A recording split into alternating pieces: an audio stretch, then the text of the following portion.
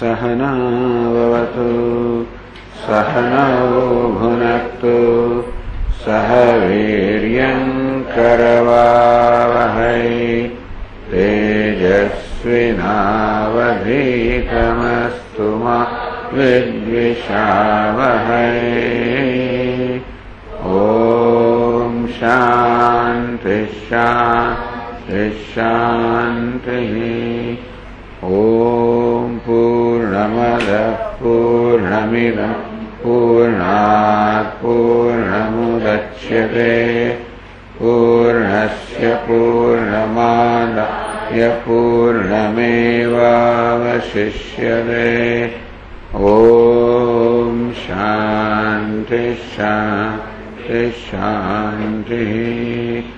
श्रुतिस्मृतिपुराणानाम् आलयं करुणालयं नमामि भगवत्पादं शङ्करं लोकशङ्करं शङ्करं शङ्कराचार्यं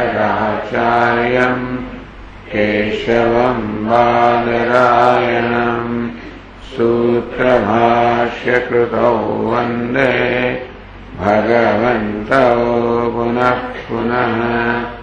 ईश्वरो गुरुरात्मेति मूर्तिभेदविभागिने व्योमवद्व्याप्तदेहाय दक्षिणामूर्तये नमः।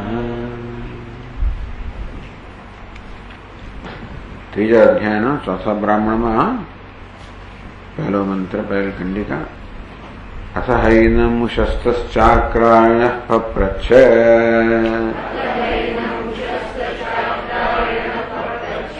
याज्ञवल्क्येति होवाच यत् साक्षादपरोक्षात् ब्रह्म य आत्मा सर्वान्तरः तम्मे व्याचक्ष्वेति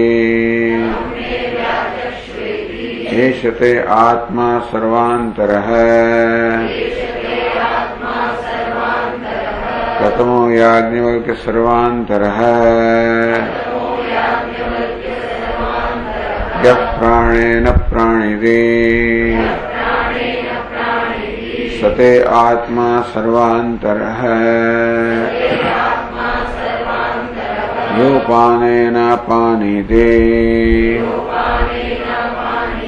स ते आत्मा सर्वान्तरः। यो व्यानेन व्यानीते स ते आत्मा सर्वान्तरः। य उदानेनोदानीते स ते आत्मा सर्वान्तरः। एष ते आत्मा सर्वान्तरः। स होवाचो शस्त्रश्चाक्रायणः यथा विब्रूयात् असौ गौः असौ अश्वः इति एवमेव एतत् व्यपदिष्टं भवति। यदेव साक्षादपरोक्षात् ब्रह्म य आत्मा सर्वान्तरः तं मे व्याचक्ष्वेति एष ते आत्मा सर्वान्तरः। प्रथमो याज्ञवल्क्य सर्वान्तरः न दृष्टेर्द्रष्टारं पश्येः न न श्रुते श्रोतारं शृणुयाः न मतेर्मन्तारं मन्वीथाः न विज्ञातेर्विज्ञातारं विजानीयाः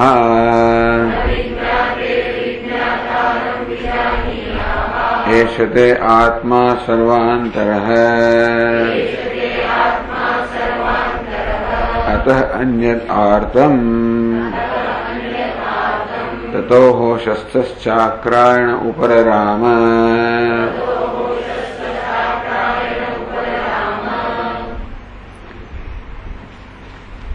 तो शस्त्र चाक्रायण ने पूछ्યું ये आत्मा सर्वांतरः तम में व्याचक्ष्वेति यत् साक्षात् परोक्षात् ब्रह्म यह आत्मा सर्वांतरः तम में व्याचक्ष्वेति इस साक्षात् परोक्षात् ब्रह्म से अर्थात ये आत्मस्वरूप ब्रह्म से यह आत्मा सर्वांतरः जिस सर्वोन्तरतम आत्मा से तम में व्याचक्ष्वेति एनी व्याख्या करो ये विषय मैंने कहो मैंने समझाओ स्पष्टतया समझाओ तो याज्ञवल्क्य एष ते आत्मा सर्वांतरः એ ઉશસ્ત આ તારો જે આત્મા છે એ સર્વાંતર છે. આત્મા સ્વપ્રકાશ છે. હું એટલે સદા અંતરમાં પ્રકાશ રહ્યો છે જે તારું સ્વરૂપ છે અને તું સર્વાંતર છે. તરીકે કતમો યાજ્ઞવલ્ક્ય સર્વાંતર એવી ઘણી બધી વસ્તુઓ હું તરીકે જણાય છે.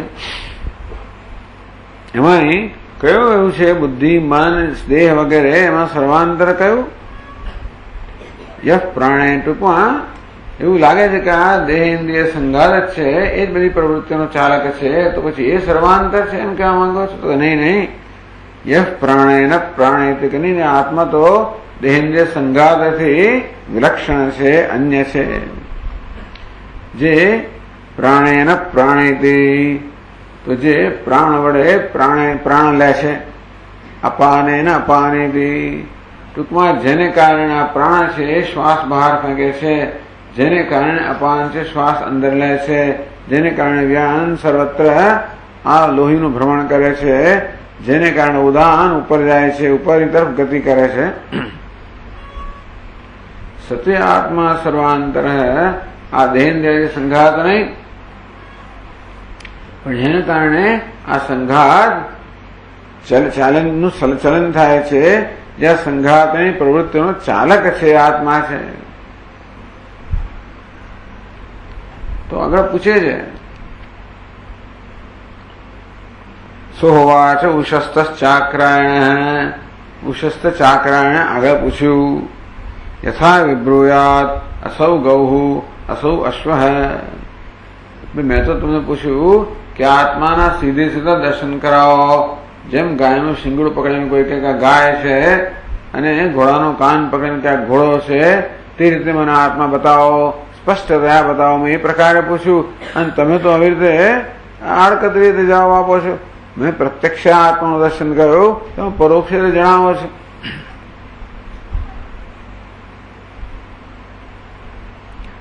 યથા અસૌ ગૌ અસૌ ઇત્વમ વ્યપદિષ્ટમ ભવતી એ પ્રકાર નિર્દેશ થાય. યદેવ સાક્ષાત અપરોક્ષાત બ્રહ્મ એ આત્મા સર્વાંતર. હું જેના વિશે પૂછું છું તો આ છે જે સાક્ષાત અપરોક્ષાત બ્રહ્મ છે જે સર્વાંતર છે એને આ પ્રકારે ગાય કે ઘોડાની જેમ સ્પષ્ટતયા મને બતાવો તો હું સમજુ. ઓલું છે તો બોલ્યું એમાં કરી ત્યાં શિકારી કરી સાંભળેલું બજાવે તો હું જાણું કે તું શાણો છે. એ જ ઉત્તર આપવામાં આવ્યો સત્ય આત્મા સર્વાંતર. એ તારો આત્મા તો પૂછે એ જ છે બસ આથી વધારે સ્પષ્ટતા કઈ રીતે બતાવાય. કથમો યાજ્ઞવલ્ક્ય સર્વાંતર કયો આત્મા સર્વાંતર છે.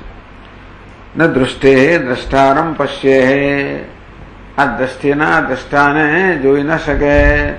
ન શ્રુતે શ્રોતારમ શૃણુયા આ શ્રુતિના શ્રોતાને તો જે સાંભળે છે એના સાંભળનારને સાંભળી ન શકાય. જે જુએ છે એના જોનારને જોઈ ન શકાય. જે માને છે ને માનનારને માન ના શકાય, જે જાણે છે ને જાણનારને જાણી ન શકાય.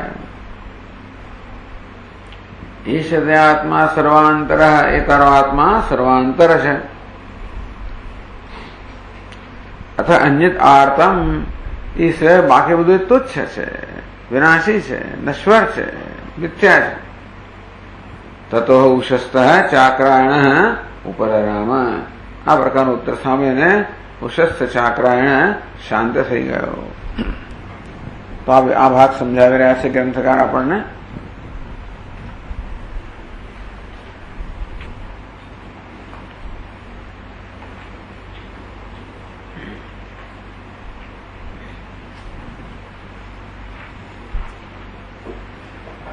तथा सर्वांतरोप्यात्मा देहादिभ्य पृथक सदा मर्कटानाम यथा सूत्रैः चालको बालको मतः. મરકટ વગેરે રમકડા જે છે એમને સૂત્રથી જેવી રીતે ચલન કરાવનાર છે, એમને વ્યાપારનો ચાલક પેલો બાળક જેવી રીતે છે. ગઈકાલે કહ્યું તે પ્રમાણે બાળકના પગે સૂત્ર બાંધવામાં આવે અને એ બાળક પોતાના પગ ઊંચા નીચા કરે એટલે આપોઆપ જ પેલા રમકડા બધા ઊંચા નીચા થાય, નાચવા માંડે, બાળકને મજા આવે એટલે વધારે પગ ઊંચા નીચા કરે એટલે પેલા વધારે નૃત્ય કરે. આ કિસ્સામાં આપણે રમકડા જે ઊંચા નીચા થઈ રહ્યા છે તે અને બાળક જેનો ચાલક છે બંને જોઈ શકીએ છીએ અને સ્પષ્ટતા જોઈ શકીએ છીએ કે જે ચાલક છે એ જે વ્યાપારક છે એ વ્યાપાર કરનાર કરતા ભિન્ન છે. સૂત્રધાર પૃથક દૃષ્ટ મરકટેભ્યો મહાજનૈ, આજુબાજુ મોટા માણસો ઉભા છે, જોયે છે કે આ મરકટને વ્યાપાર કરાવનાર, મરકટને રમકડાને ઊંચા નીચા કરનાર એમના કરતા જુદો છે. તથા સર્વાંતરોપ્યાત્મા દેહાદિભ્ય પૃથક સદા, તે રીતે આત્મ સર્વાંતર છે એ પણ દેહ વગેરે સંઘાતથી પૃથક છે, જુદો છે. એટલે દેહાદિ સંઘાત આત્માથી એવું સ્પષ્ટ થયું, એનાથી વિલક્ષણ આત્મા છે. એવું મુક્ત ઉશસ્ત આપી પુનઃ પપ્રચ્છતમ મુનિમ, આ પ્રકારે કહેવા છતાં પણ એ ઉશસ્ત વળી પાછા મુનિ યાજ્ઞવલ્ક્યને પૂછ્યું. યાજ્ઞવલ્ક્ય ત્વયા નાયમ વિસ્પષ્ટ કથિતો મમ, યાજ્ઞવલ્ક્ય ભાઈ તમે મને આત્માને સ્પષ્ટતયા કહ્યું નહીં, જણાવ્યો નહીં. યથા અસૌ ગૌ અસૌ અશ્વ એવમ સ્પષ્ટન સમીર, જેમ કોઈ સીધે સીધું બતાવે કે આ ગાય છે, આ ઘોડો છે, એ પ્રકાર આત્માને સ્પષ્ટતયા બતાવો. આત્મા વિલક્ષણ પૃષ્ઠ સંઘાતાધિ મયાધુના, મેં કયા આત્મા વિશે પ્રશ્ન કર્યો? જે સંઘાત કરતા વિલક્ષણ છે એ આત્મા વિશે મેં પ્રશ્ન કર્યો. વ્યાપારકારક કશ્ચિત ત્વયા મેત્ર સમીરિત, તમે શું કહો છો? આ બધા સંઘાતનો વ્યાપારનો જે કારક છે એ કોઈક આત્મા છે. મેં તો કહ્યું કે ભાઈ આ દેહાદી સંઘાતથી વિલક્ષણ જે આત્મા હોય એને સ્પષ્ટતા બતાવો. એને ભાઈ તમે તો કહો છો કે આ દેહાદીનો ચાલક છે, કોઈક એ આત્મા છે.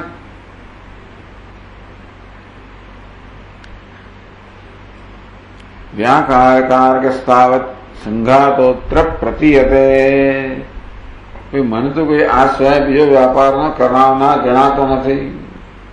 આ સંઘાત છે એ જ વ્યાપાર કરનાર લાગે છે, એ સિવાય બીજો કોઈ વ્યાપાર કરનાર જણાતો નથી.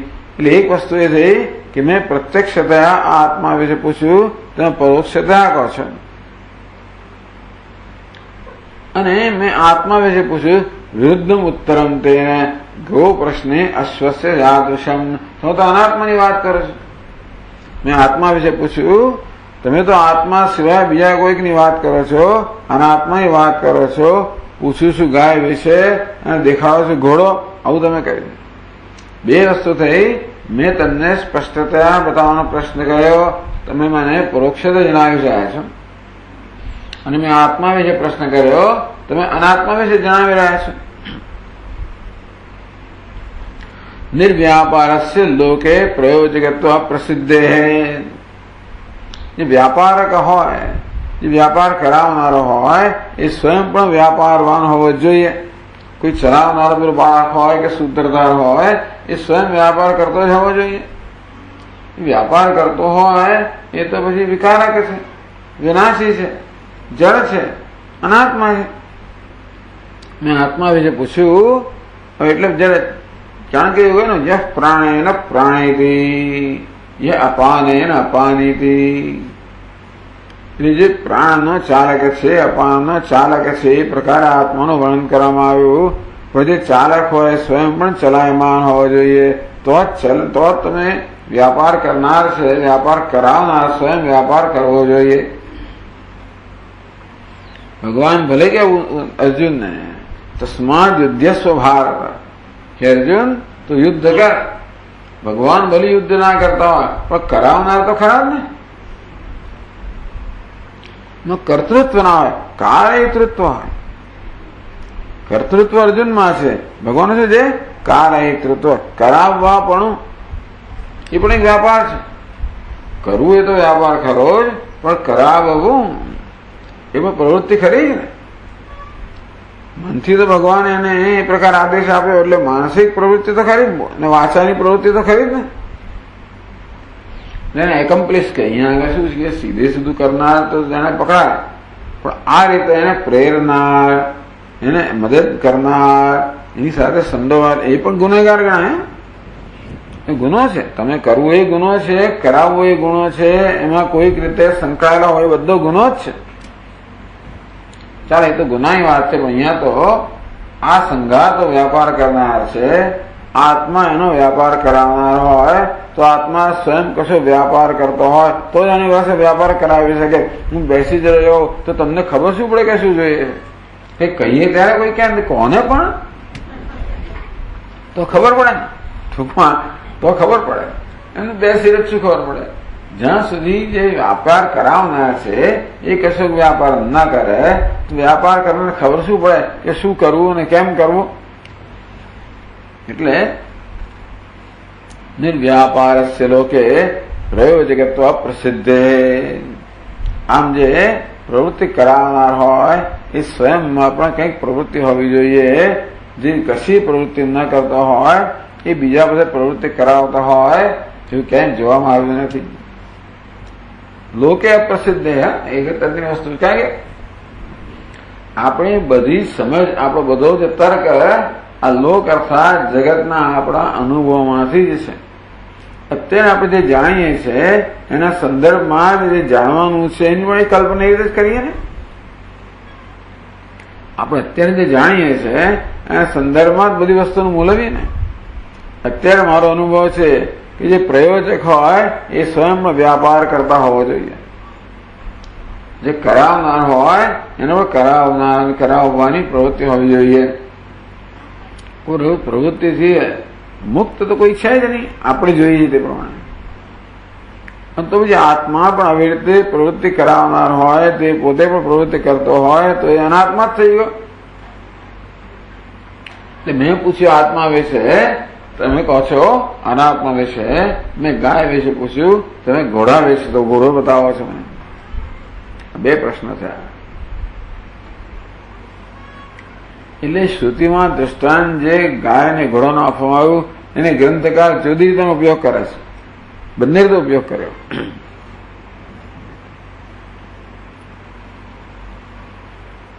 તતઃ ઉક્ત સ્વરૂપમ ત્વમ કરામલકવદ વદ. અને માટે મેં જે પૂછ્યું આત્માનું સ્વરૂપ હાથમાં આમળું હોય એ પ્રકારે સ્પષ્ટ રીતે બતાવો. ઇતિ વખતે યાદ ને એટલે બરોબર આમ પેલા શોખથી મારી હોય ને, શતરંજની રમત રમતા હોય અને બરોબર કે ચાલો હવે દાવ આગળ વધારો, એને એમ કે મેં એને શું કર્યા છે, શું કહેવાય છે, ચેક કરી દીધો. આવી જાઓ ત્યાં તો પાછળથી આવે ને એને જ બિચારને ઉડાવી દે. તો આવી રીતે ઉશસ્ત ચાકરાએ પોતાના મત પ્રમાણે યાજ્ઞવલ્ક્યને ચેક કર્યો.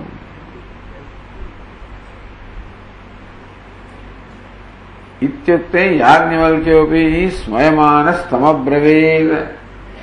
આ પ્રકારે જયારે એને કહેવામાં આવ્યું ત્યારે યાજ્ઞવલ્ક્ય પણ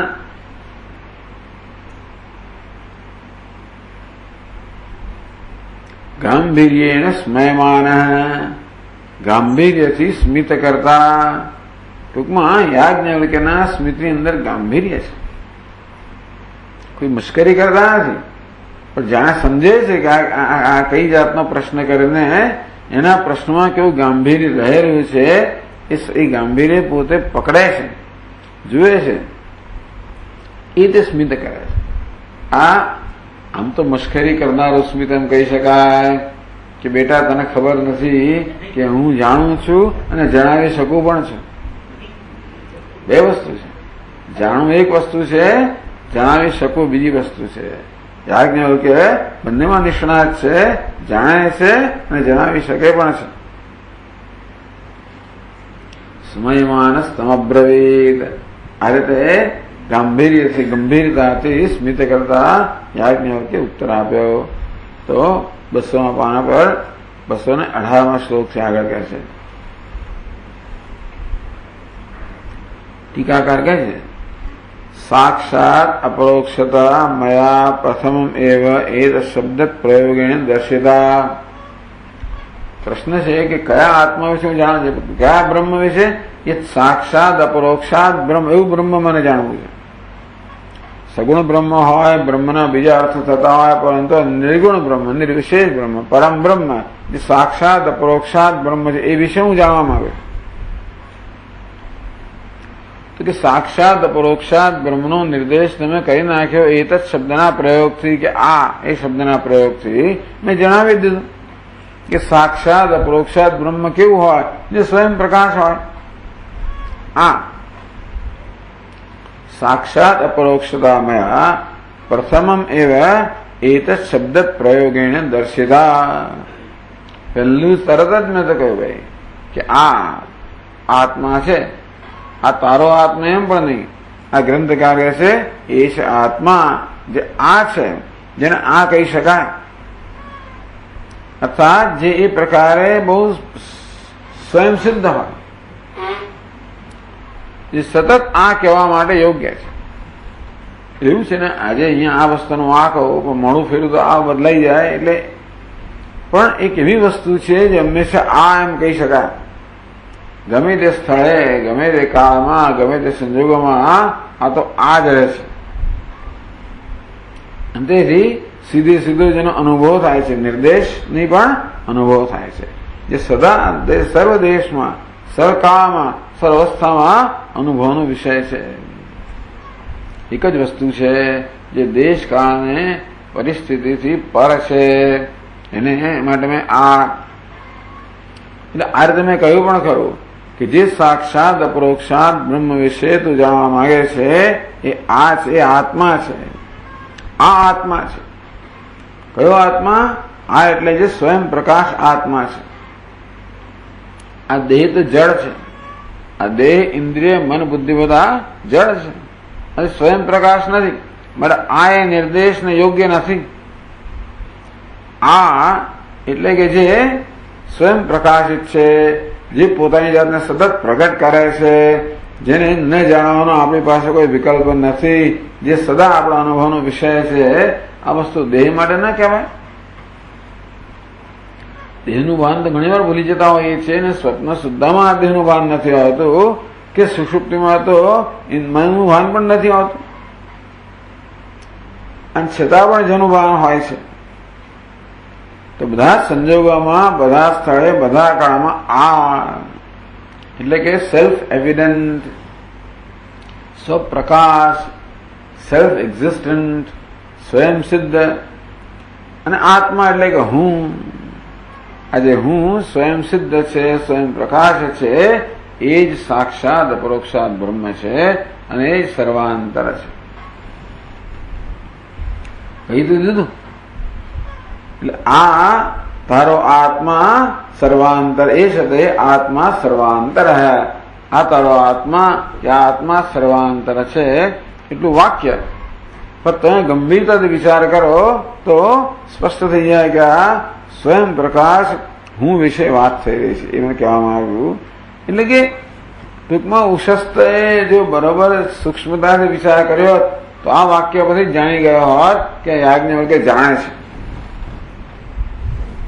યાજ્ઞવલ્કે સાક્ષાત અપરોક્ષાત બ્રહ્મને જાણે છે એ આટલા સાદા વાક્ય પરથી સ્પષ્ટ એને થઈ ગયો પણ ન થયો.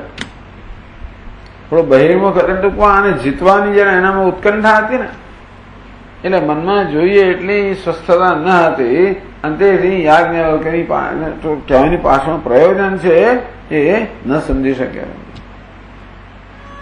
હા એટલે દેહાદિ સંઘાત તમારો કયો આત્મા ભાઈ? તો કે ભાઈ એ સતે આત્મા સર્વાંતર યહ પ્રાણેન પ્રાણે સ્પષ્ટ કરવામાં આવ્યું.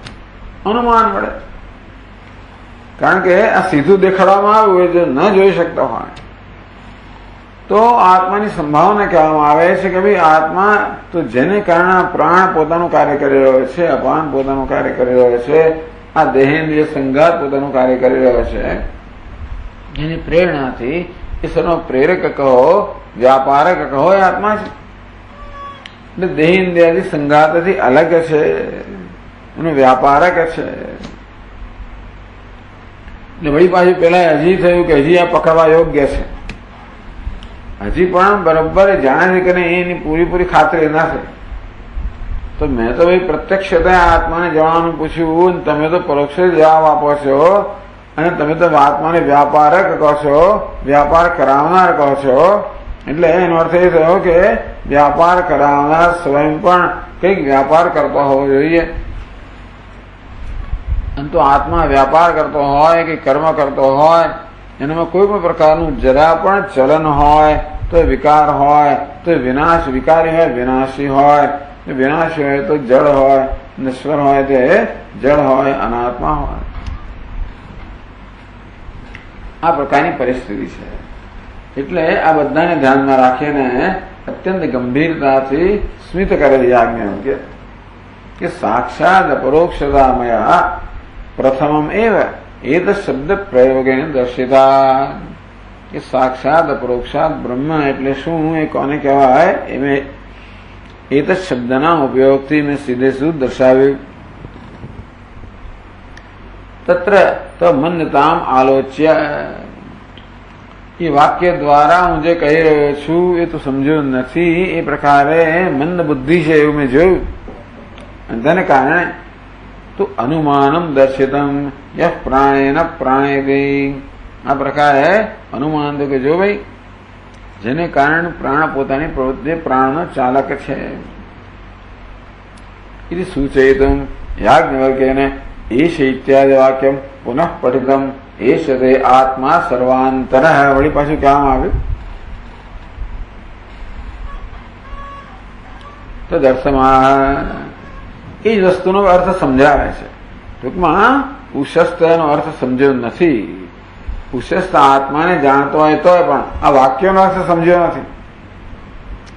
ઉશસ્ત સાક્ષાત અપરોક્ષાત બ્રહ્મને આત્મા રૂપે જાણતો હોય તો પણ યાજ્ઞવલ્ક્યનું વાક્ય એ છે આત્મા સર્વાંતર એનો અર્થ આ જ થાય એ સમજે નથી. એટલે કહે છે 218માં શ્લોકમાં યમ ત્વમ પૃચ્છતિ સંઘાતા વદાત્માનં વિલક્ષણમ એષ આત્મા તવ પ્રષ્ટુઃ અહં બુદ્ધ્યા ગતસ્ત્વયા.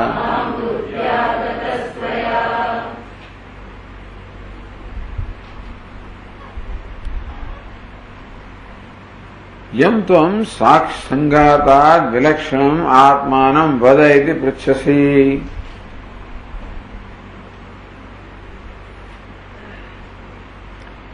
સંઘાતાદ વિલક્ષણમ આત્માનં વદ ઇતિ યત્વમ પૃચ્છસી. કે સંઘાતથી વિલક્ષણ આત્મા છે એ વિશે મને કહો, એવું તે તું કહી રહ્યો છે. એશ તે આત્મા સર્વાંતર સત પ્રષ્ટુપી આત્મા એશ સુતરામ અપરોક્ષ. તે આત્મા તું પ્રશ્ન પૂછનાર છે એનો જ આત્મા છે, તારો જ આત્મા છે. કેવો એશ અને કેવો છે તો કે સુતરામ અપરોક્ષ, અત્યંત અપરોક્ષ છે. સુતરામ અત્યંત અપરોક્ષ છે. તો કેવી રીતે તારા અનુભવનો વિષય છે? કેવી રીતે? ત્વયા ભાઈ અહમ બુદ્ધ્યા ગત પ્રષ્ટુ તવ પ્રષ્ટુ અહમ બુદ્ધ્યા ગત એટલે અવગત. તું પણ આત્માને જાણે છે. અહમ અહમ એ રીતે જેના વિશે વિચારી રહ્યો છે એ અહમનો વાસ્તવમાં મૂળ સ્વરૂપ કયું? જે હું તો કહે છે એ હુંનું વાસ્તવિક સ્વરૂપ કયું? તો કે આ આત્મા જે સાક્ષાત અપરોક્ષાત બ્રહ્મ છે. યતસ્ત્વયાપી અહમ બુદ્ધ્યા ગત અહમ આકાર વૃત્ત્યા વિષય ક્રિયમાણ. અહમ અહમ એ પ્રકારની બુદ્ધિથી સતત જેનું વિષયકરણ થઈ રહ્યું છે એ તારો આત્મા છે એ દેહેન્દ્રિયાદિ સંઘાતથી વિલક્ષણ છે. એ પૂછે છે કે હું તરીકે કોણ પોતાને પ્રગટ કરે છે? આ દેહ હું તરીકે પોતાને પ્રગટ કરે છે કે ઇન્દ્રિયો કે મન કે બુદ્ધિ? કોણ? તો કે નહીં, અહંકારનું પણ જે તત્વ છે. અહમ અયમ કુતો ભવતી ચિન્વત અહીં પતત્યહમ નિજ વિચારણમ. અહમ અહમ એ પ્રકારે જે સતત પ્રગટ થઈ રહ્યો છે એનું શું સ્વરૂપ છે? અહંકારનું જે તત્વ છે એનું શું સ્વરૂપ છે? ઇતિ ચિન્વત આ પ્રકારનું ચિંતન કરનાર, આ પ્રકારનું અન્વેષણ કરનાર. અહીં પતત્યહમ ટૂંકમાં જેવું અહમનું જે મૂળ છે, અહમનો ઉદ્ભવ જેમાંથી થાય છે એ મૂળને જો તું એ તરફ ધ્યાન આપીશ એ જ મહાન તપશ્ચર્યા છે. કોઈ રમણમાં છે અહમ અહમ અહમ જે ઉદ્ભવે છે એ વસ્તુ આકાર ધારણ કરે છે પણ સ્વયં કેવી છે? નિરાકાર છે. એ ચૈતન્ય જે અહમ અહમ અહમ એ પ્રકારે અનુભવાય છે. અહીં પતત્યહમ એના જે મૂળ પર તું ધ્યાન આપે તો એનો આકાર જે છે ને આકાર વિલીન થઈ જાય છે. અહમ વિનાશભાજી અહમ અહમ તયા સ્વરદેવ સ્વયં પરમ પૂર્ણ સત. એ અહંકારનો નાશ થવાથી સ્વયં જે અહમ છે. હવે એ અહંકાર કેવો અહમ હતો? જે બીજા બધાનો બાદ કરનાર કે બીજા બધાનો સમાવેશ ન કરનાર એવો પરિચ્છિન્ન અહંકાર જે હતો એનું મૂળ જયારે જોવામાં આવે ત્યારે આ પરિચ્છિન્ન અહમ રહી જાય છે.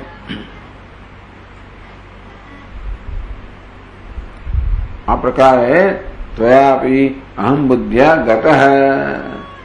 આ પરમ પૂર્ણ સત છે એને તું અહમ બુદ્ધિ અહમ અહમ એ રીતે અનુભવી રહ્યો છે અને અહમ આકાર વૃત્ત્યા વિષય ક્રિયમાણ. અહમ આકાર વૃત્તિ દ્વારા અનુભવનો વિષય બને છે.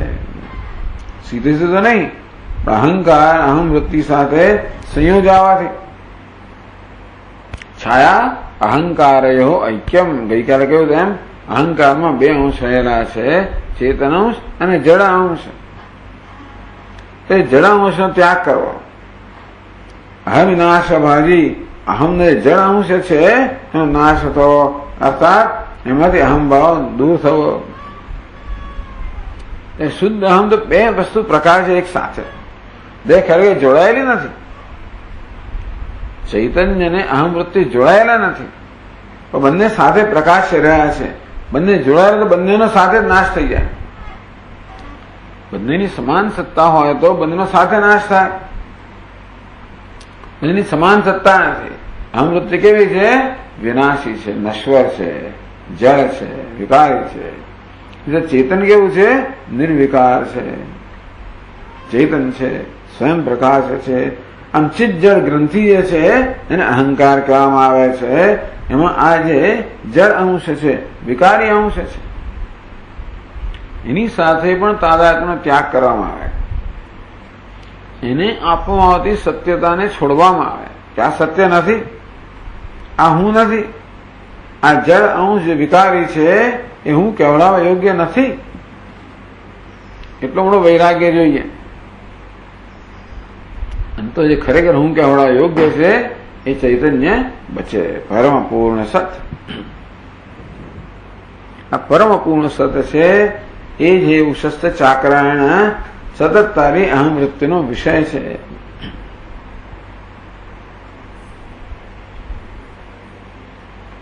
એ છે તે આત્મા સર્વાંતર. ત્યારે વળી પાછું એનો એ જ પ્રશ્ન કરે છે.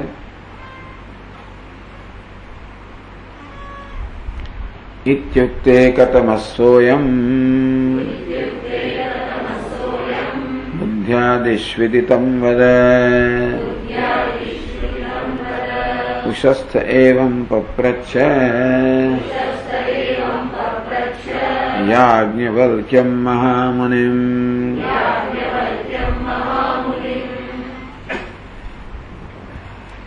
ઇતિ ઉક્તે, આ પ્રકારે જયારે ઇતિ યાજ્ઞવલ્ક્યેન ઉક્તેપી, આ પ્રકારે યાજ્ઞવલ્કે કયા છતાં પણ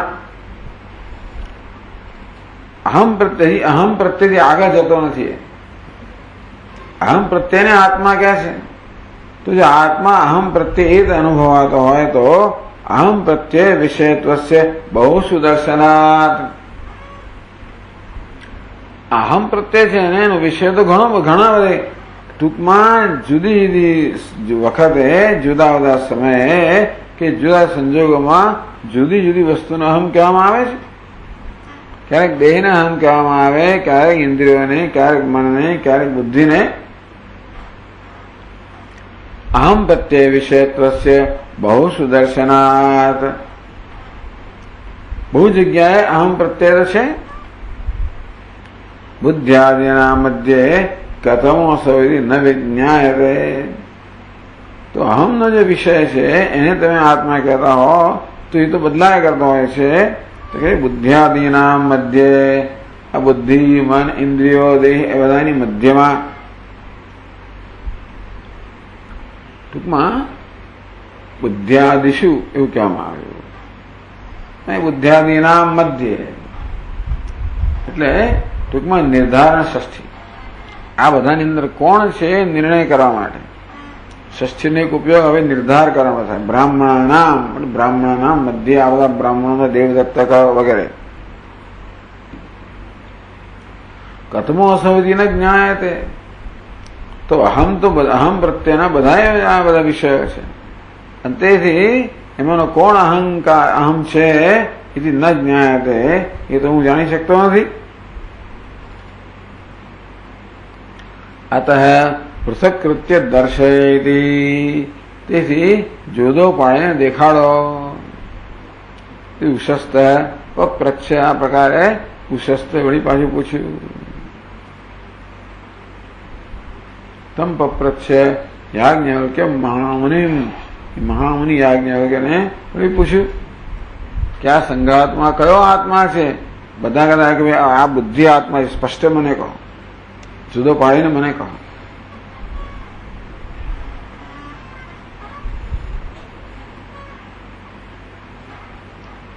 આગળ કહેશે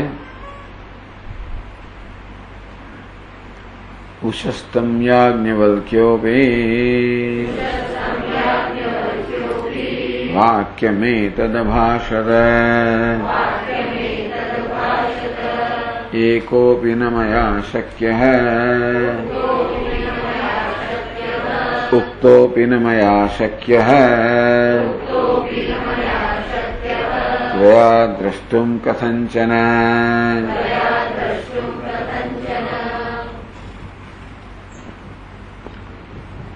યાજ્ઞવલ્ક્યોપી તમ ઉશસ્તમ એતત અભાષત. एवं पृष्ठ याज्ञवल्क्य इदम आह अभाषत. एतत् अभाषत तो इदम आह. આ પ્રકારે કે ભાઈ આ બુદ્ધિ વગેરે સંઘાત જે છે એમાં આત્મા કોણ છે એ સ્પષ્ટતયા મને કહો, જુદો પાડીને કહો. એવું પૂછવામાં ત્યારે યાજ્ઞવલ્કે કે આ કહ્યું. ઇદમ કેમ? આ એટલે શું કહ્યું? યા વિદ્વત અનુભવ સિદ્ધા તસ્યા અપરોક્ષતા તત્વેન નિરૂપણેન વા આગ્રહ કિમ વા ઘટાગ્રત ઇન્દ્રિય વિષયત્વ રૂપ અપરોક્ષત્વેન આગ્રહ.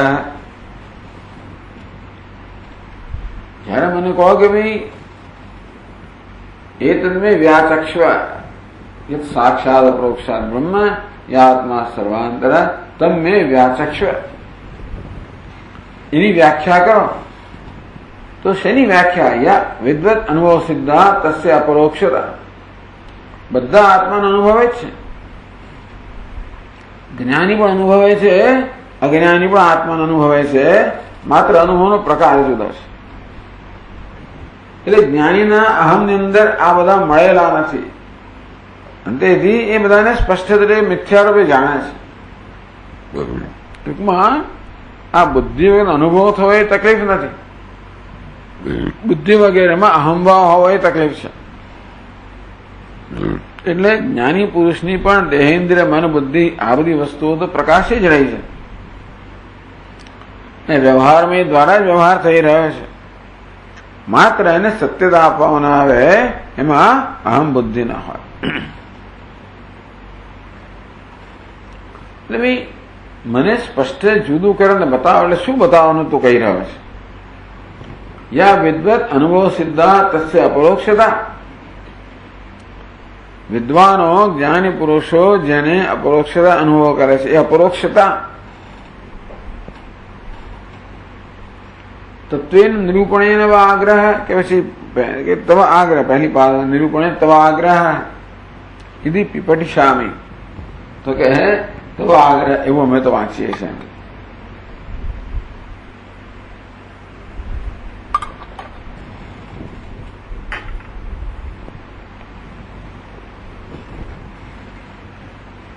કે વિદ્વાનોના અનુભવોનો જે વિષય છે અપરોક્ષ અનુભવનો વિષય નહીં, વિદ્વાનના અનુભવનો પ્રકાર છે. તો આત્માના અનુભવનો એક પ્રકાર છે અપરોક્ષતા અનુભવ, બીજો પ્રકાર છે પરોક્ષતા અનુભવ. તો વિદ્વાનોનો અનુભવ છે, અનુભવ સિદ્ધ વસ્તુ છે. શાસ્ત્ર આટલું કહી શકે આપણને, આથી આગળ કહે તો પણ એટલે ટૂંકમાં એનું બીજી રીતે વર્ણન કરવું શક્ય નથી. લક્ષણાવૃત્તિથી જ વર્ણન થઈ શકે. વાચ્યાર્થ તો કશી વસ્તુનો સક્ષમ છે નહીં કહેવા માટે, એટલે લક્ષણાવૃત્તિથી જ કહેવામાં આવે છે. તો જે વિદ્વાન કે જ્ઞાની પુરુષોને અનુભવ સિદ્ધ અપરોક્ષતા છે તત્વેન નિરૂપણેન આગ્રહ, એ અપરોક્ષતાના નિરૂપણનો આગ્રહ છે કે હે યાજ્ઞવલ્ક્ય તમે એ અપરોક્ષતાનું નિરૂપણ કરો, એવો આગ્રહ છે. કિમ વા ઘટાદિવત ઇન્દ્રિય વિષયત્વરૂપ અપરોક્ષત્વેન. બીજું અપરોક્ષ કયું છે? આ ઘટ પણ અપરોક્ષ છે. કઈ રીતે? ઇન્દ્રિય વિષયત્વરૂપ અપરોક્ષત્વમ. બે પ્રકારની અપરોક્ષતા થઈ. એક તો ઇન્દ્રિયના વિષય હોવા રૂપી અપરોક્ષતા, અને બીજી વિદ્વાનોના અનુભવ રૂપી અપરોક્ષતા. અપરોક્ષ શબ્દનો પ્રયોગ કર્યો યત સાક્ષાત અપરોક્ષાત બ્રહ્મ. તો અપરોક્ષ એ શબ્દના પ્રયોગથી એ ઉશસ્થ તું શું માને છે? તે અપરોક્ષ શબ્દનો પ્રયોગ કર્યો ત્યારે વિદ્વાનોને જે અનુભવ સિદ્ધ છે એ અપરોક્ષતાનો પ્રયોગ કર્યો. એ અપરોક્ષતા એવું તું સમજે છે, અને એનું નિરૂપણ કરવું હું કરવું એ પ્રકારનો તારો આગ્રહ છે કે પછી આ ઘટપટ વગેરે પદાર્થો હોય છે, જળ જે હોય છે, ગઈકાલે વાત કરી તેમ આ જળ પદાર્થો સ્વયં પોતાની જાતને પ્રગટ ના કરી શકે, એમને ઇન્દ્રિયો પ્રકાશ જોઈએ, ઇન્દ્રિયોને મનનો પ્રકાશ જોઈએ, મનને બુદ્ધિનો પ્રકાશ જોઈએ, બુદ્ધિને આત્માનો પ્રકાશ જોઈએ. ટૂંકમાં આત્માના પ્રકાશથી આ બધું પ્રકાશિત છે. એટલે કહેવામાં આવે ને ભાઈ કે નાના છિદ્ર ઘટોદર સ્થિતમઃ દીપ પ્રભા ભાસ્વરમ ज्ञानम यस्यदु चक्षुरादिकरण द्वारा बहिस्पंदने जानामि। इंद्रिय द्वारा आ ज्ञान जे चैतन्य से बहार स्पंदन करे छे, आ विश्वनो प्रकाशे छे, તેથી હું જાણું છું એ પ્રકારની વૃત્તિ જન્મે છે। એ પ્રકારની અપરોક્ષતા છે એ તો વિદ્વાનના અનુભવનો વિષય છે। બીજા પ્રકારની અપરોક્ષતા આ ઘટપટની અપરોક્ષતા એ બધાનો અનુભવ છે। તો બે પ્રકારની અપરોક્ષતા થઈ। તો કઈ અપરોક્ષતાને સ્પષ્ટ કરવાનો આગ્રહ છે, કઈ અપરોક્ષતાના નિરૂપણનો આગ્રહ કરી રહ્યા છે? આગ્રહ કર્યો ને, યત સાક્ષાત અપરોક્ષાત બ્રહ્મ યા આત્મા સર્વાંતર તમેવ્યાચક્ષવેદ, એવું વળી પાછું કહ્યું। તો કયા પ્રકારની અપરોક્ષતાના નિરૂપણનો આગ્રહ છે?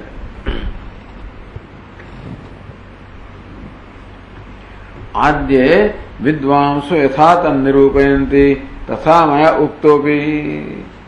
પહેલા પ્રકારની અપરોક્ષતા છે જે જ્ઞાની પુરુષોની અનુભવની અપરોક્ષતા છે।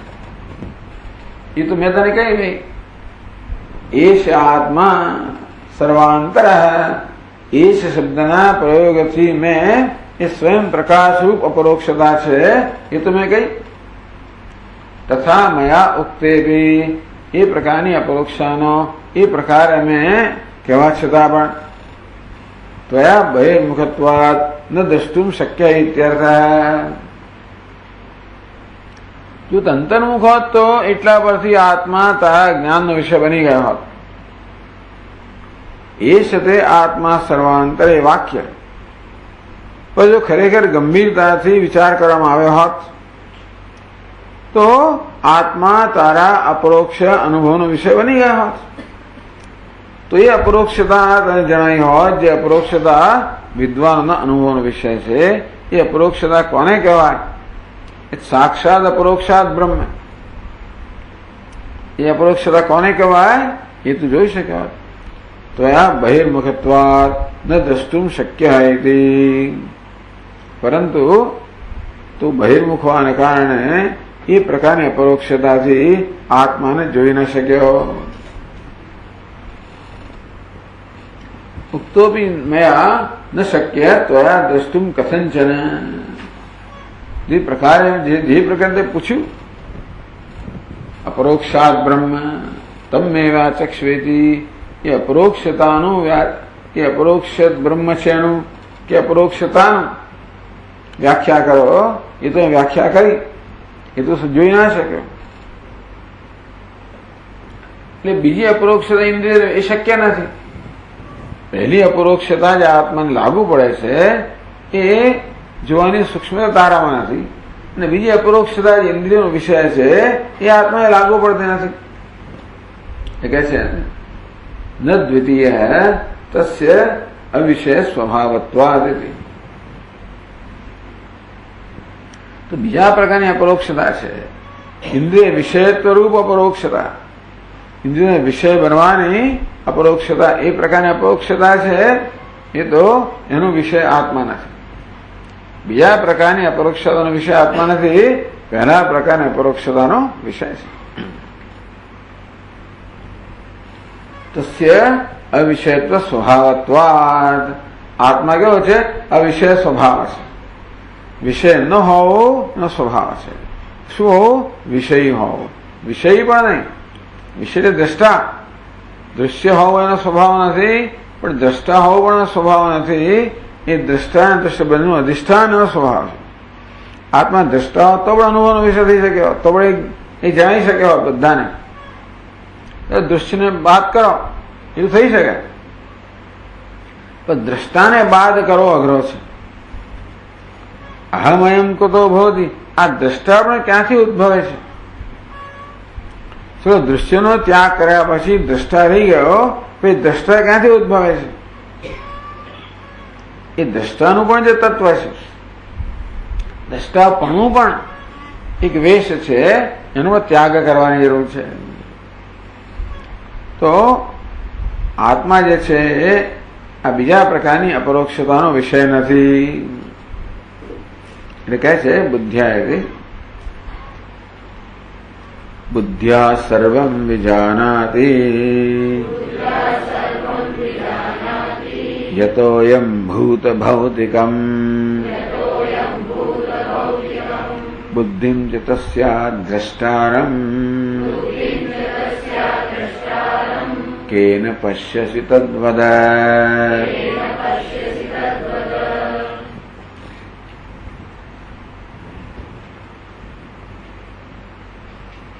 बुद्ध्या सर्वं विजानाति। अयं भूत भौतिकं सर्वं बुद्ध्या विजानाति। आ भूत એટલે પંચમહાભૂત, ભૌતિક એટલે પંચમહાભૂતના સ્વયંમાંથી બનેલા બધા વિષયો એ સમગ્ર જગત. આત્મા આ બધું કઈ જાણે છે? બુદ્ધિ દ્વારા. આત્મા બુદ્ધિ શું છે? આત્માને જાણવાનું, આત્મા માટે જાણવાનું સાધન છે. આત્મા એક રીતે કેવો દ્રષ્ટા છે. દ્રષ્ટા આત્મા બધું જુએ છે, કે જ્ઞાતા આત્મા બધું જાણે છે. એને જાણવાનું સાધન કયું છે? બુદ્ધિ. એ દ્વારા બધું જાણે છે. અયમ નિત્ય अपरोक्ष आत्मा, यह अयम नित्य अपरोक्ष आत्मा बुद्ध्या सुबिंबग्राहिण्या नाना इंद्रिय द्वारा प्रसरन्त्या सहित सर्वं जानाति। આ બુદ્ધ્યા શબ્દ ત્રીજી વિભક્તિ છે. બુદ્ધ્યા કયા શબ્દની? બુદ્ધિ શબ્દની. હા હા, વાહ, ત્રીજી વિભક્તિ. આ ત્રીજી વિભક્તિ શેમાં વપરાય છે ખબર છે?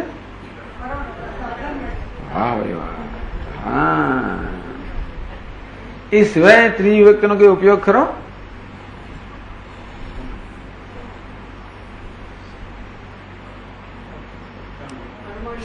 સહ નહીં, કર્મણી તો ઠીક, પણ બુદ્ધ્યા બુદ્ધિ વડે. હા, અને બુદ્ધિ સહિત બંને અર્થ થાય. બુદ્ધિ વડે અને બુદ્ધિ સહિત આ બંને અર્થમાં કર્યા છે એટલે કહું છું. यह अयम नित्य अपरोक्ष आत्मा बुद्ध्या स्वबिंब ग्राहिण्या नाना इंद्रिय द्वारा प्रसरन्त्या सहित सर्वं जानाति। એ બુદ્ધિ વડે આ બધાને જાણે છે અને બુદ્ધિને પણ જાણે છે. બુદ્ધિ સહિત આ બુદ્ધિના વિષયોને જાણે છે. બુદ્ધિ શું છે? આ જગતના વિષયોને જાણે છે. તો આત્મા બુદ્ધિ વડે જગતના વિષયોને જાણે છે અને જોડે જોડે એ જાણનારી બુદ્ધિને પણ જાણે છે. ટૂંકમાં આત્મા બુદ્ધિ વડે જગતના વિષયોને પ્રકાશિત કરે છે અને જોડે જોડે બુદ્ધિને પણ પ્રકાશિત કરે છે.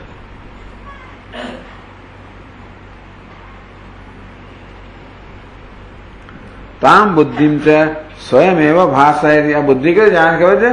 બુદ્ધિ સ્વયં જડ છે એટલે જાણવાની ક્ષમતા ન ધરાવે. તો બુદ્ધિમાં સ્વબિંબ ગ્રાહિણ્યા, આ બુદ્ધિમાં આત્માનું પ્રતિબિંબ પડે છે. આત્માના પ્રતિબિંબને ગ્રહણ કરનારી બુદ્ધિ સ્વયં ચેતનવંતી બને છે. એને કારણે જગતના વિષયને પ્રકાશિત કરી શકે છે. બુદ્ધિમાં માત્ર એટલે બુદ્ધિ તો ખાલી આવરણ દૂર કરે, પણ જગતના વિષયને પ્રકાશિત કોણ કરે? એ બુદ્ધિમાં પ્રતિબિંબ ચૈતન્ય, જેને ચિદાભાસ કહેવામાં આવે. સ્વબિંબ ગ્રાહિણ્યા નાના ઇન્દ્રિય દ્વારા પ્રસરંત્યા. આ બુદ્ધિ ચારે બાજુ પ્રસરેલી છે. 5 ઇન્દ્રિયો દ્વારા શબ્દ, સ્પર્શ, રૂપ, રસ, ગંધ આ બધે પ્રસરેલી બુદ્ધિ જે ચૈતન્યનું પ્રતિબિંબ ગ્રહણ કરીને ચેતનવંતી બનેલી છે. એ આ શબ્દ, સ્પર્શ બધા વિષયોને પ્રકાશિત કરે છે.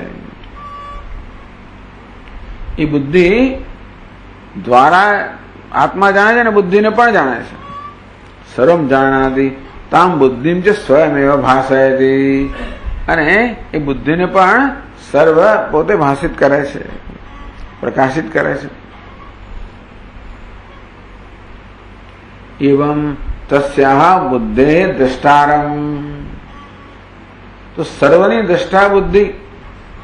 રૂપમ દૃશ્યમ લોચનમ દૃક તદૃશ્યમ દૃક્ત માનસમ વૃત્યા ધીવૃત્ત સાક્ષી સદે તદેવ દૃગેવ ન તો દૃશ્યતે. રૂપમ દૃશ્યમ, જગતના પદાર્થ કેવા દૃશ્ય છે અને એનો દ્રષ્ટા કોણ છે? દૃક એટલે જ્ઞાનેન્દ્રિય. લોચનમ દૃક, લોચન કહો, બાકી જ્ઞાનેન્દ્રિય કેવી છે? દ્રષ્ટા છે વિષયોના સંદર્ભમાં. તદ્દૃશ્યમ દૃક્તુ માનસમ, એ લોચન એટલે જ્ઞાનેન્દ્રિય પણ દૃશ્ય છે, મન છે એનું દ્રષ્ટા છે. દૃશ્યા ધીવૃત્ય, મનની વૃત્તિઓ પણ કેવી છે? દૃશ્ય છે. એનો દ્રષ્ટા કોણ છે? સાક્ષી. સાક્ષીનો દ્રષ્ટા કોણ છે? ન તો દૃશ્યતે, એ પેલી અપરોક્ષતા. અત્યાર સુધી અપરોક્ષતા બુદ્ધિ સુધીની કેવી છે? ઇન્દ્રિય દ્વારા અપરોક્ષતા. તો બુદ્ધિને પણ જે પ્રકાશિત કરનાર છે એની અપરોક્ષતા કેવી છે? સાક્ષાત અપરોક્ષતા. ન દૃશ્યતે, ન દૃશ્યતે એટલે કેવી રીતે? આ ઇન્દ્રિય દ્વારા ન દૃશ્યતે. આત્મા ક્યારે જણાતો નથી એવું કહેવાનું એનું પ્રયોજન નથી, પણ જે રીતે આ જગતના વિષયો જણાય છે એ રીતે ક્યારે જણાતો નથી. ટૂંકમાં વિષયતયા જણાતો નથી. આત્મા કેવો છે? વિષયનું પણ સ્વરૂપ છે, દ્રષ્ટાનું પણ સ્વરૂપ છે.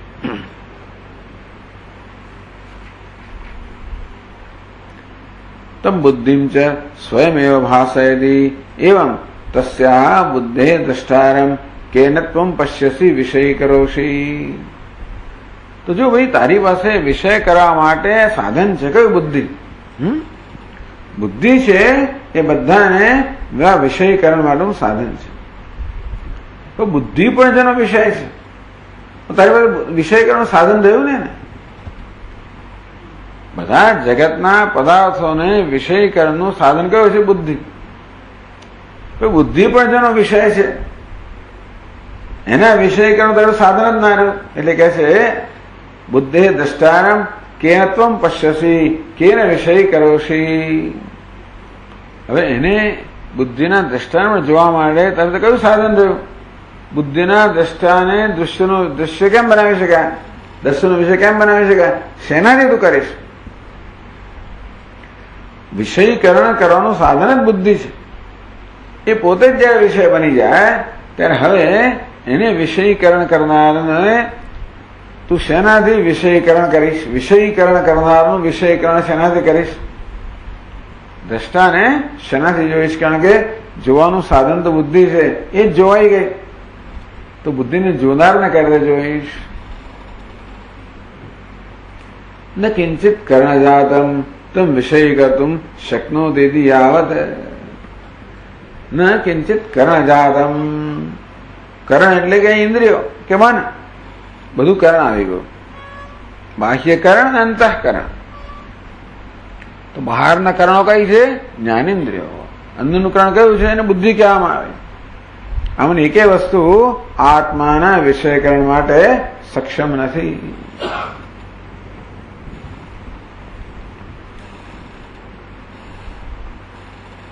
સેન્દ્રિય બુદ્ધે સાક્ષિભાષ્યાયા તદ્ભાસને ન શક્તિ સદૃષ્ટાંતમાં. સેન્દ્રિય બુદ્ધે, ઇન્દ્રિય સહિત બુદ્ધિ. કરણામાં બંને આવી ગયા. કરણમાં ઇન્દ્રિય પણ આવી ગઈ, બુદ્ધિ પણ આવી ગઈ. ઇન્દ્રિયો કેવી છે? બાહ્યકરણ છે. બુદ્ધિ કેવી છે? અંતઃકરણ છે. કરણ તો ખરા છે. એટલે પછી કરણનું વિશેષણ મૂક્યા વગર કરણ શબ્દ વાપર્યો એટલે બંને આવી ગયા. એટલે એ સમજાવે સેન્દ્રિય બુદ્ધિ, ઇન્દ્રિય સહિત જે બુદ્ધિ છે. સાક્ષી ભાષ્યાયા, એ કેવી? એને સાક્ષી ભાષ્ય એટલે એક તો ઇન્દ્રિય ભાષ્ય છે કે બુદ્ધિ ભાષ્ય છે, બીજું કેવું છે? સાક્ષી ભાષ્ય. બુદ્ધિ કેવી છે? સાક્ષી ભાષ્ય. એને ભાષિત કરનાર કોણ છે? સાક્ષી છે. સાક્ષી ભાષ્યા તદ્ભાસને ન શક્તિ. બુદ્ધિ જે પોતે ભાષ્ય છે એ પોતાના સાક્ષીને ભાષિત કરવાની શક્તિ ધરાવતી નથી. એથી સદૃષ્ટાંતમાં, એટલે બુદ્ધિમાં આત્મા જણાતો નથી એ કહેવાનો હેતુ નથી. બુદ્ધિ આત્માને જાણે તો પણ વિષય તરીકે ન જાણે, એ જ અગત્યનું છે. એટલે ઉલટ ભઈ મોરે નયન નકી આવૃત ચક્ષુ, બુદ્ધિ અંતર્મુખ બને. બુદ્ધિશ્ચ ન વિચેષ્ટતી બુદ્ધિ પણ વિષયીકરણ કરવાની પોતાની સ્વાભાવિક પ્રવૃત્તિ છોડી દે અને માત્ર તામ યોગમિત મન્યંતે સ્થિરામ ઇન્દ્રિય ધારણા, આ ઇન્દ્રિયો બુદ્ધિ વધુ સ્થિર થઈ જાય પોતપોતાના સ્થાને, તો પછી જે આત્મા સ્વયં પ્રગટ થઈ જ રહ્યો છે એમાં પેલી બુદ્ધિ ચંચુપાત કરીને એને હંમેશા અહંકાર બનાવી દેતી હતી, ન કરે તો આત્મા જેવો છે તેવો જ્ઞાનનો વિષય બને, એવો અનુભવનો વિષય બને.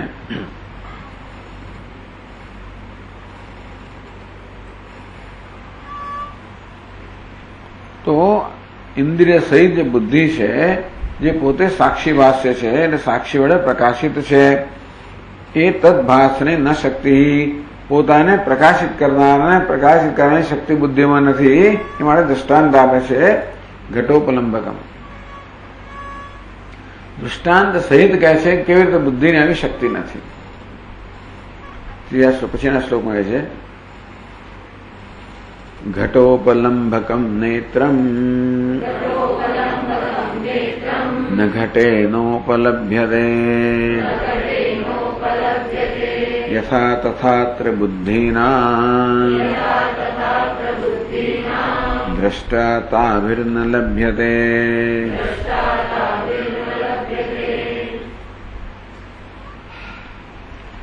ઘટોપલંબકમ નેત્રમ ન ઘટેન ઉપલભ્યતે. ઘટ ઉપલંબકમ નેત્રમ, આ ઘટાની ઉપલબ્ધિ કરનાર, ઘટાને જાણનાર, ઘટાનું જ્ઞાન પ્રાપ્ત કરનાર જે નેત્ર છે, ન ઘટેન ઉપલબ્ધ્યતે, આ ઘડો એ નેત્રને જોઈ ના શકે. નેત્ર વડે જે દેખાય છે એ ઘડાને નેત્ર ના જોઈ શકે, એ તો અનુભવનો વિષય છે. ઘડો નેત્રને જોઈ ના શકે. ઘડો જળ છે, પ્રકાશિત છે, પ્રકાશિત છે પોતાના પ્રકાશકને પ્રકાશિત ના કરી શકે. જો એટલે પ્રકાશિત કરો, પ્રકાશિત કરો જો એક જ વસ્તુ ને, ઇન્દ્રિયો જોવે છે એટલે ઇન્દ્રિયો માત્ર પ્રકાશિત જ કરે છે, બીજું કંઈ કરતી નથી. જાનામી એ તો બુદ્ધિમાં થાય છે. હું જોઉં છું, ઇન્દ્રિયો શું કરે છે? માત્ર પ્રકાશિત કરે છે. એને કારણે પેલી વૃત્તિ ઉત્પન્ન થાય. એ વૃત્તિમાં હું જાણું છું, એ બુદ્ધિમાં એ વૃત્તિ ઉત્પન્ન થાય. એટલે ઇન્દ્રિયો ઘટપટને જુએ છે એટલે ઇન્દ્રિયો ઘટપટને પ્રકાશિત કરે છે. તો તેવી રીતે ઘટપટ ઇન્દ્રિયને પ્રકાશિત ન કરી શકે. કારણ ઘટપટ કેવા છે? સ્વયં પ્રકાશ નથી. એ રીતે ઘટપટની દ્રષ્ટિએ આપણે ચક્ષુ કે ઇન્દ્રિયને સ્વપ્રકાશ કહીએ. આ ઘટપટ જે બધા દીવાથી પ્રકાશિત છે એ દીવાને પ્રકાશિત ન કરી શકે. એ દ્રષ્ટિએ ઘટપટની તુલનામાં આ દીવાને આપણે સ્વયં પ્રકાશ કહીએ. જેમ સૂર્યને સ્વયં પ્રકાશ કહેવામાં આવે છે જગતના પદાર્થોની તુલનામાં. છેવટની રીતે તો અંતતો ગત્વા સૂર્ય પણ સ્વયં પ્રકાશ નથી. યદાદિત્ય ગતમ, તે પણ દ્રષ્ટાંત માટે. તો આ અહીંયા આગળ ઇન્દ્રિય અને ઘટનું દ્રષ્ટાંત આપવામાં આવ્યું. કેવી ઇન્દ્રિય ઘટનું વિષયીકરણ કરે છે, ઘટને પ્રકાશિત કરે છે. એ રીતે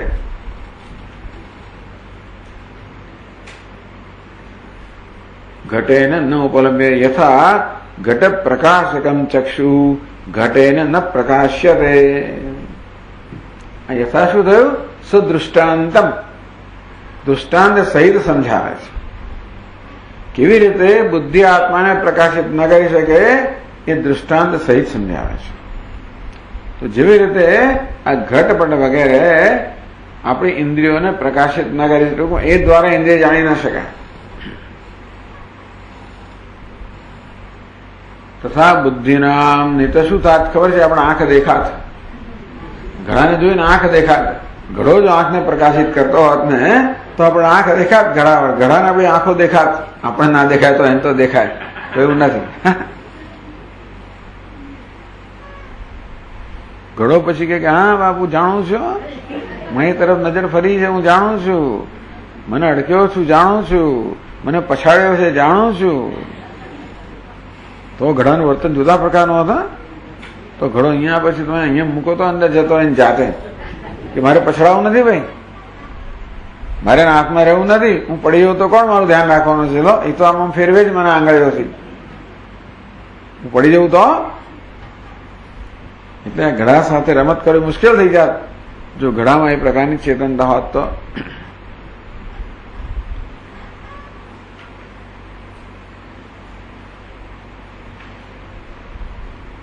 યથા તથા અત્ર બુદ્ધિના દ્રષ્ટા તાવે ન લભ્યતે.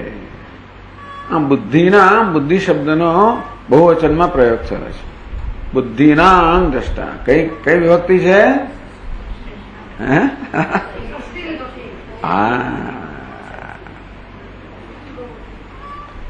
બુદ્ધિના દ્રષ્ટા એટલે બુદ્ધિઓનો દ્રષ્ટા એવું થયું.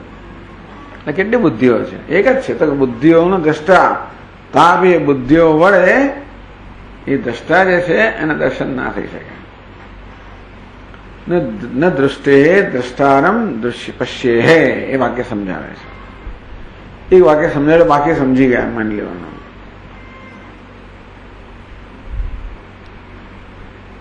યથા ઘટ પ્રકાશકમ ચક્ષુ ઘટેન ન પ્રકાશ્યતે તથા બુદ્ધિનામ તત્ત ઇન્દ્રિય સંબંધેન દૃષ્ટિ શ્રુતિ ઘ્રાત્યાદિ સંજ્ઞાનામ. આ બુદ્ધિ છે ને જાત જાતની સંજ્ઞા પ્રાપ્ત કરે, જાત જાતના નામ પ્રાપ્ત કરે. એ બુદ્ધિ જયારે આંખ દ્વારા જોતી હોય ત્યારે એમાં દ્રષ્ટિ એ આકારની વૃત્તિ જન્મે. કાન દ્વારા સાંભળતી હોય ત્યારે શ્રવણની બુદ્ધિ જન્મે, એને શ્રુતિ કહેવાય.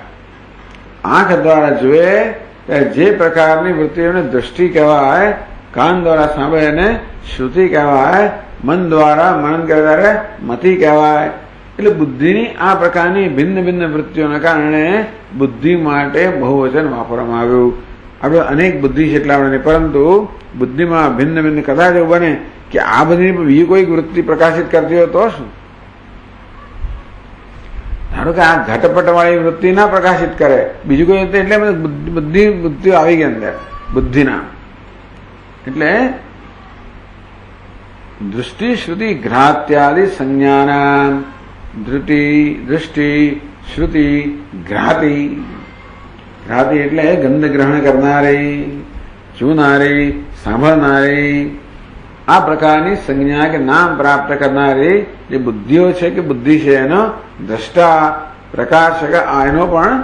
એટલે યોગ બુદ્ધે પરતસ્તુ સહ ઇન્દ્રિયાણી પરાણી આહુ ઇન્દ્રિયેભ્ય પરમ મનઃ મનસસ્તુ પરા બુદ્ધિ યો બુદ્ધે પરતસ્તુ સહ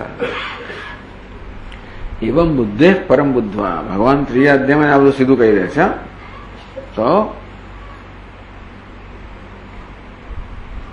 પ્રકાશકાત્મા તાભિ બુદ્ધિભિ ન દૃશ્યતે ઇતિ એતત સ્ફુટયતે. એ જ વાત પછીના શ્લોકમાં સ્પષ્ટ કરે છે. બાહ્યાંતર વિભેદાનામ ઇન્દ્રિયાણામ યાધ્યઃ તાસાં દ્રષ્ટાત્ર તાભિર્યઃ ન દૃશ્યસ્ત્વેષ આંતરઃ આત્મા તવ વિનાશેન વર્જિતો તો વિલક્ષણઃ.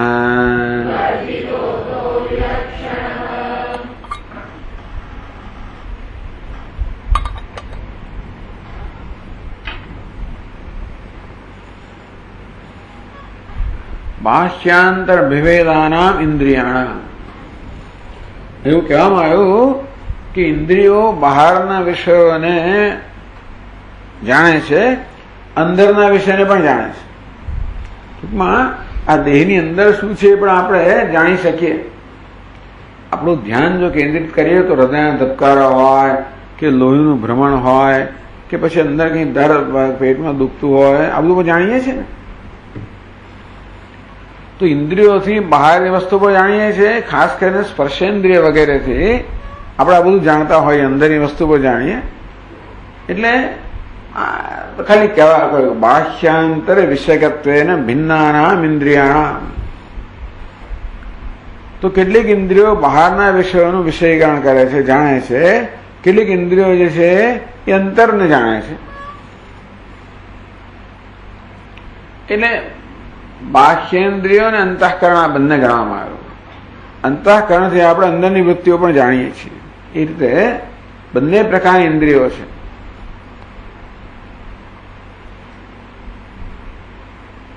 સંબંધેન દૃષ્ટિ શ્રુત્યાદિ સંજ્ઞા યાધિયો બુદ્ધિવૃત્તય. આ પ્રકારે દૃષ્ટિ, શ્રુતિ, ઘ્રાતિ આ પ્રકારની સંજ્ઞા, આ પ્રકારનો આકાર આપણે બુદ્ધિવૃત્તિ પ્રાપ્ત કરે. એટલે કશીક વસ્તુને સૂંઘે ત્યારે ઘ્રાતિ એ પ્રકારની વૃત્તિ જન્મે, કશાકને સાંભળે એટલે શ્રુતિ એ પ્રકારની વૃત્તિ જન્મે, કશાકને જુએ એટલે દૃષ્ટિ આ પ્રકારની વૃત્તિ જન્મે. એટલે છે તો એક જ બુદ્ધિ, એની વૃત્તિઓ અલગ અલગ હોવાને કારણે એને માટે બહુવચન વાપરવામાં આવ્યું.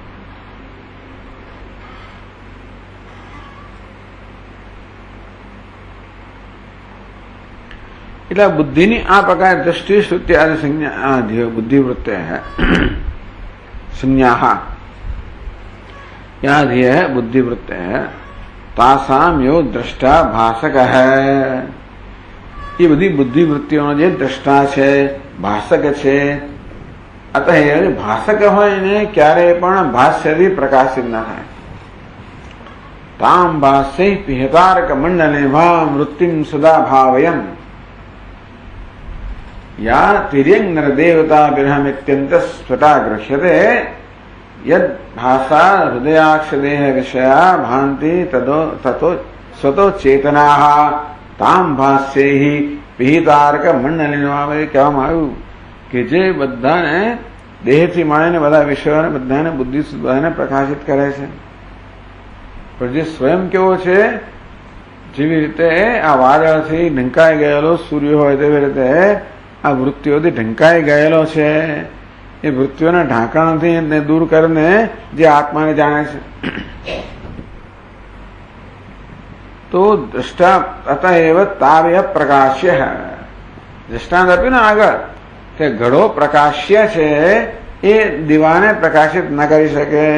ઘડો પ્રકાશ્ય છે, એ ચક્ષુને પ્રકાશિત ન કરી શકે. એટલે કોઈ પ્રકાશ્ય છે એ પ્રકાશકને પ્રકાશિત ન કરી શકે. એટલે તેવી રીતે આ ઇન્દ્રિયો દ્વારા બહાર અંદરના બધા વિષયો આપણે જાણીએ છીએ, એ આ જાણનાને પ્રકાશિત ન કરી શકે. સત્વાત્મા એશ તે આત્મા સર્વાંતર.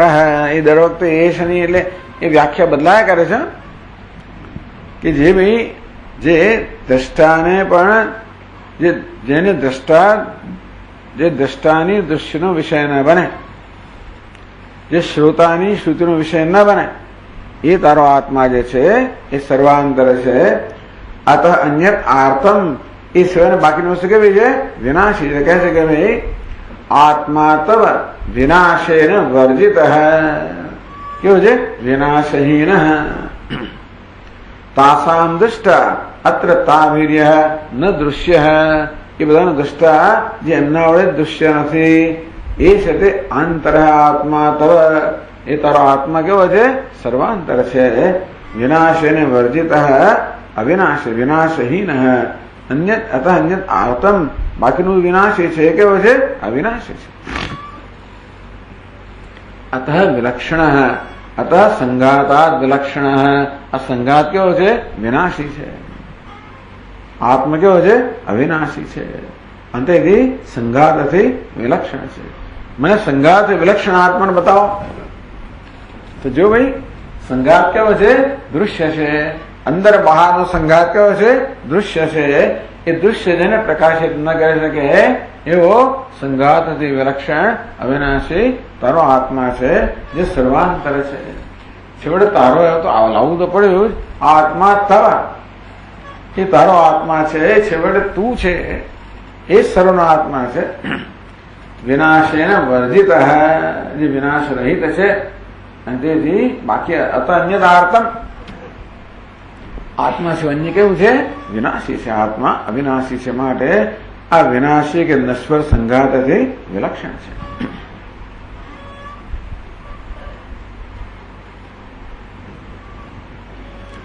અહીંયા તો કટાકવું પડશે, મારી ઈચ્છા તો ચાલો પછી આપણે કરશું આવતા અઠવાડિયે પૂરું કરશું. ઓમ પૂર્ણમદ પૂર્ણમિદમ પૂર્ણાત પૂર્ણમુદચ્યતે પૂર્ણમેવાવશિષ્યતે. ઓમ શાંતિ શાંતિ શાંતિ. શંકરાચાર્યમ કેશવમ બાદરાયણમ सूत्रभाष्यकृतौ वन्दे भगवन्तौ पुनः पुनः. ईश्वरो गुरुरात्मेति मूर्तिभेदविभागिने व्योमवद्व्याप्तदेहाय दक्षिणामूर्तये नमः. ॐ शान्ति शान्ति शान्ति. हरि ओम. श्री गुरुभ्यो नमः. हरि ओम.